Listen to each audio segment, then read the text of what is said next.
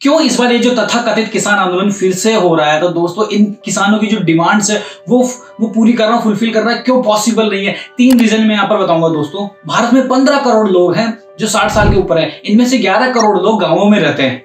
अगर इनको 10,000 रुपए पर मंथ की पेंशन अगर जाने लग जाए तो भारत सरकार को 12 लाख करोड़ का अलग से बजट एलोकेट करना पड़ेगा। और एक बात बताओ, सरकार क्यों देगी इनको इतना ज्यादा पैसा, जो कि 30 गुना है जो ऑलरेडी जो एग्जिस्टिंग गरीबों के लिए जो पेंशन स्कीम चल रही है उससे 30 गुना ज्यादा पैसा मांग रहे हैं ये लोग। सेकंड रीजन है दोस्तों, यहाँ पर ये लोग ये बोल रहे हैं कि इनको पर डे का 700 रुपए चाहिए और साल के 200 दिन, तो इतने दिनों का इस हिसाब से ये लोग वेजेस चाह रहे हैं, जो कि वर्तमान की जो सिचुएशन है उसका 6 गुना है। और अगर मान लो ये अप्रूव हो जाता है 6 गुना ज्यादा पैसा भी, तो पंजाब में काम करने वाले जितने भी यूपी, बिहार और बंगाल की जो लेबर आती है वो क्यों काम करने जाएगी? इसमें किसानों को ही, पंजाब के किसानों को ही नुकसान होगा कि उनके पास लेबर की शॉर्टेज हो जाएगी। उनके पास क्यों ये लेबर जाएगी? ये लोग यूपी, बिहार और बंगाल की लेबर वहां पर काम करने, जब उनको अगर उनके गाँव में, उनके राज्यों में ही उनको 6 गुना ज्यादा पैसा मिल रहा है तो वो क्यों जाएंगे? और अगर फिर भी ये डिमांड उनकी मान ली जाती है तो 5 से 8 लाख करोड़ का अलग से बजट एलोकेट करना पड़ेगा। और तीसरी बात आती है भैया एमएसपी की। एमएसपी का मतलब हो गया उनको जो भी उनकी लागत आ रही है, उनकी जो भी कॉस्टिंग आ रही है उसका 1.5 गुना तो उनको मिलना ही मिलना चाहिए।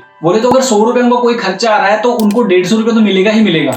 मतलब भैया ये हो गया 50% रिटर्न, 50% प्रॉफिट। इतना प्रॉफिट मार्जिन या इतना रिटर्न तो किसी भी बिजनेस या स्टॉक मार्केट में भी नहीं मिलता। स्टॉक मार्केट, म्यूचुअल फंड्स, कोई भी ये रियल एस्टेट के बिजनेस है जो, इनमें कितना रिटर्न होता है? 10, 15, हद मार के 20% होता है। और अगर ऐसे 50% रिटर्न मिलने लग गए तो भैया पूरी दुनिया खेती करने लग जाएगी। और अगर ये तीनों मांगे मान भी ली जाती है तो एग्री बजट के लिए, कृषि बजट के लिए भारत सरकार को 30 लाख करोड़ रुपए अलग से निकालना पड़ेगा, अलग से अलोकेट करना पड़ेगा। जबकि भारत सरकार का यूनियन बजट खुद ही पूरा 48 लाख का है।